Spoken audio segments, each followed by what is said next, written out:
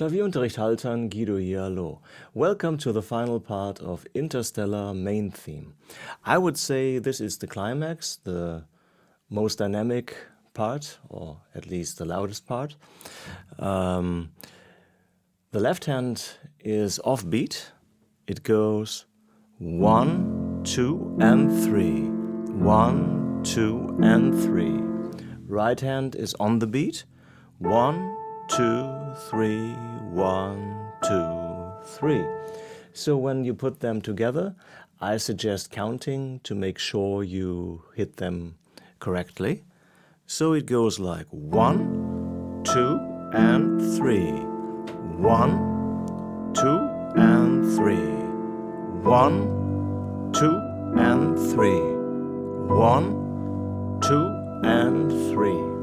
And now we just have to tie it together by dynamics. I see this as a kind of little creek becoming a big river, and in the end it's been swallowed by the ocean.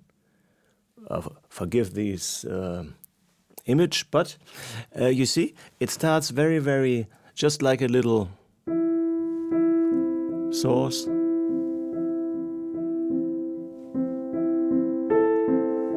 Bit more,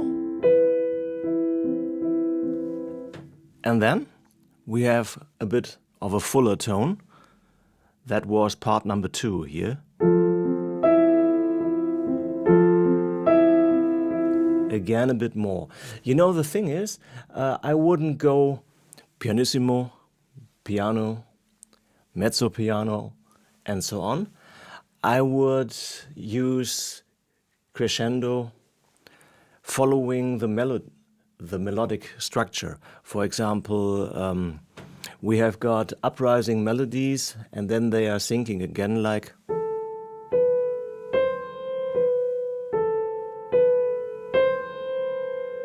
I mean, that is your part.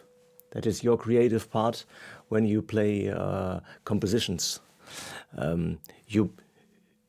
You bring in your imagination and your ability to set that on the piano. And I would really say the part you heard in the beginning would be the most powerful one, huh? Because we have these big things and the big.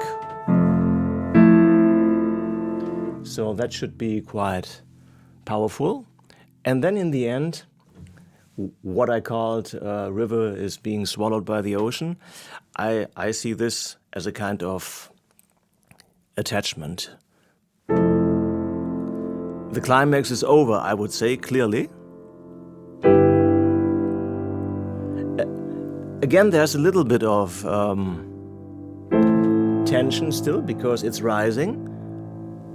But anyway, now it goes into the nothing. So I even leave my pedal pushed. And then it goes into whoop, whatever. So I would say that should be your favorite part. Huh? When you learned all the technical things, then you really make the music come to life. And that is something nobody else could ever do like you do. See you next time. I hope you enjoyed this. Goodbye.